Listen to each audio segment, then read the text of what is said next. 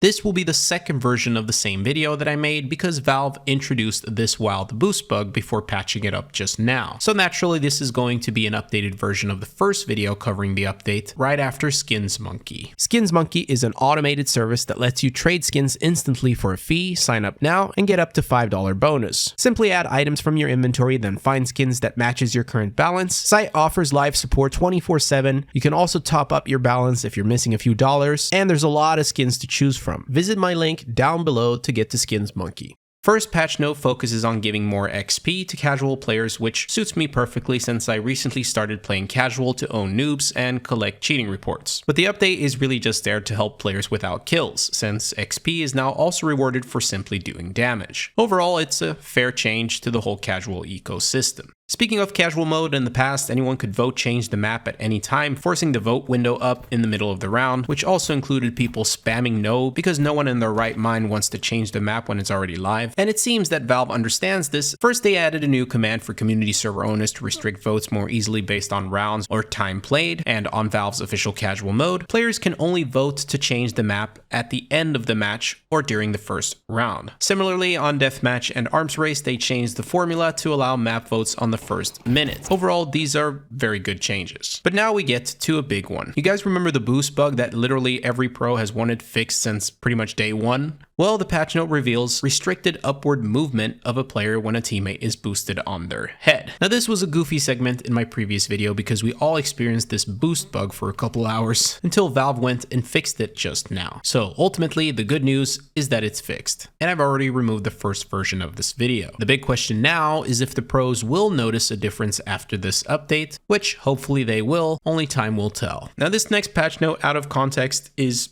strange because dead players are no longer allowed to pick up ground weapons. Aquarius seems to have the goods, if I understand the patch note correctly, showing off this magic trick where the package is no longer possible to grab after his death. So it makes sense to assume that this is what the patch note or fix is referring to. Now it's worth noting that this fix is present to this update, but wall hacking with the package is still possible to do, and there's no reports of the tracer exploit being fixed in this update either. Those are two very big game-breaking bugs. Oh, and this spot isn't patched out as well, among many other things.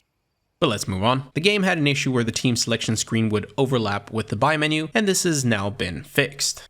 This patch note is a little bit fuzzy. Rescuing a hostage now increments objectives counter in match stats. Thanks to my friend Fogal, he quickly confirmed this doesn't directly affect your stats in the leaderboard. I can only assume then that it's being used for tracking purposes in relation to maybe a future update or just for your personal data history on Steam. I really don't know and I don't care. But the update also came with some pretty slick UI changes, which I mean, yes, should be very far down the list of things to work on, but it's something. Recently, Valve added health bars to the top HUD showing all the players, which was a nice little update. Today's update added the player's name during freeze time or when you die. Another HUD-related change is the damage output. Before it used to look like this, which honestly looked okay to me, but now they changed the background to give it more contrast, and the red text is new as well. Finally, the last HUD change is this highlight beam of the person you're spectating, which is now a bit brighter. So overall, simple quality of life improvements to the HUD. Lastly, Valve made sure to sync up mills and assembly so they're running the latest versions, which, as a reminder, are made by map makers from the community. We also have some news behind the scenes for this update since there are new strings now hinting at keychains being added in the future, with also a new icon in the Source 2 tools which might allow creators to make their own keychains. Keychains was rumored in the past, but this further hints at a possible update soon. Let me know what you guys think of this update, your thoughts on the game's progress. I'll see you guys soon. Peace.